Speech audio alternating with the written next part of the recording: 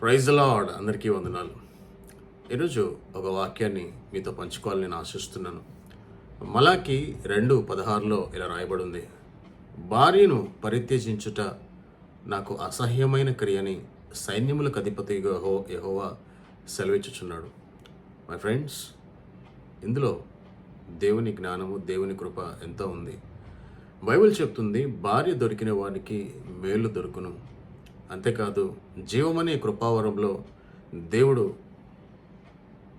మానవుడికి అనుగ్రహించినటువంటి గొప్ప వరము భార్య. అంతేకాదు, ఇంకా బైబిల్ చెప్తుంది, భార్య బలహీనురాలు అని కూడా వాక్యం చెప్తుంది, బైబిల్ చెప్తుంది. అంటే దాని అర్థము, భార్యను అర్థం చేసుకుని, అలాగే భార్యతో సహవాసము చేయటం, అలాగే భార్యని ప్రేమించటము, భార్యకి కావలసినటువంటి ప్రతి అవసరము తీర్చటము భర్తగా మన బాధ్యత. అది దేవుడు యొక్క చిత్తము. కానీ ఇవాళ చాలామంది చిన్న చిన్న విషయాలకు, అలాగే ఈగోలకు, అలాగే అందాన్ని బట్టో, ఆస్తిని బట్టో, అహంకారాన్ని బట్టో, చదువును బట్టో, ఆ ఈగోయిజం వల్ల చాలా కుటుంబాలు నష్టపోతున్నాయి. మరి త్వరగానే వాళ్ళు విడిపోవాల్సిన పరిస్థితులు ఏర్పడుతున్నాయి. భర్త భార్యను విడిచిపెట్టడం జరుగుతుంది. అంతేకాదు, కొందరైతే భర్త భార్యను విడిచిపెట్టకుండా ఉండగానే అక్రమ సంబంధము, అఫైర్స్ పెట్టుకొని, అలాగే తమ జీవితాలను, కుటుంబాలని పాడు చేసుకుంటున్నారు. తద్వారా దేవునికి అవమానమే కాదు, ఇలాంటి పరిస్థితుల్లో ఉన్నటువంటి వారిని బట్టి అనేకులు ప్రభువు నుండి దూరం అయిపోవటం కూడా జరుగుతుంది. అంతేకాదు, ఇలాంటి అడుగులు వేయటం వల్ల నువ్వు పరలోకాన్ని కోల్పోతావు, దేవుని రాజ్యంలో స్థానాన్ని కోల్పోతావు. ఇది ఎంతో విచారము. ఈ జీవితకాలం మట్టుకే నువ్వు దేవుని నమ్మినట్లయితే మనుషులందరికంటే దౌర్భాగ్యులు ఇంకొకరు ఉండరని దేవుని వాక్యం చెప్తుంది. మై ఫ్రెండ్స్, వాస్తవాన్ని గ్రహిద్దాం.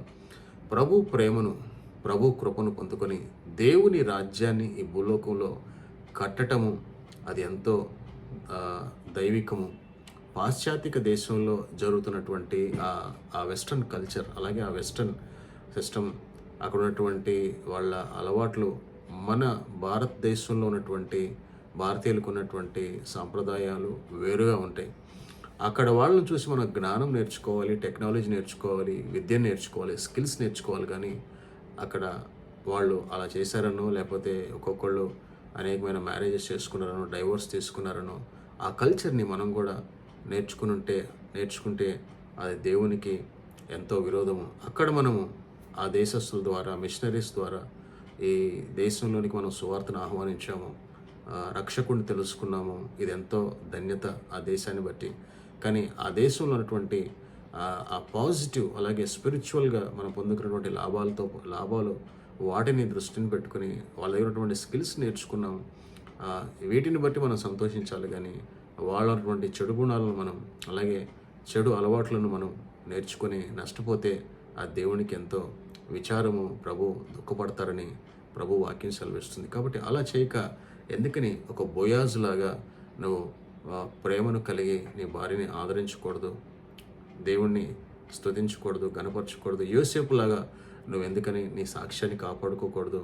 ఈ లోకము అనేటువంటి ఈ ఆకర్షణలో నుంచి, అపవాది తంత్రంలో నుంచి నిన్ను భద్రపరుచుకొని, మరి నీ విశ్వాసాన్ని, నీ సాక్ష్యాన్ని ఎందుకని కాపాడుకొని ఒక మంచి కుటుంబాన్ని, మంచి జీవిత భాగస్వామికి నువ్వు నమ్మకంగా, ఫెయిత్ఫుల్గా, నమ్మకమైన మంచి దాసుడాని ప్రభు చేత ఎందుకని నువ్వు అనిపించుకోకూడదు పరలోకంలో?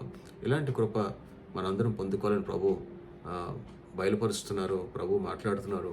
ఇది ప్రభు చిత్తము. దేవుని రాజ్యాన్ని మనం ఈ భూలోకంలో కట్టడమే దైవ చిత్తము. మరి ఈ వాక్యం ద్వారా ప్రభు నీతో మాట్లాడినట్టయితే అనవసరమైనటువంటి మనకి సలహాలు ఇచ్చేటువంటి వ్యక్తులను, అలాంటి అపవాది యొక్క తంత్రములను, దుష్టుడి యొక్క తలంపులను పక్కన పెట్టి వాటిని యేసునామములో వాటిని పక్కన పడేసి విశ్వాసంతో దేవుని వాక్యం ద్వారా మన జీవితాలను కట్టుకుందాం. అనేకులకు ఒక బ్లెస్సింగ్గా ఉందాం. ఈ మాటల ద్వారా దేవుడు మనందరిని దీవించుగాక. ఆమెన్. ప్రార్థన. తండ్రి, ఈ వాక్యాన్ని విన్న ప్రతి ఒక్కరిని దీవించండి. ఎవరైతే ఇలాంటి పరిస్థితుల్లో ఉన్నారో, అపవాది తంత్రంలో మోసపోతున్నారో, నష్టపోతున్నారో, వారిని బలపరచండి.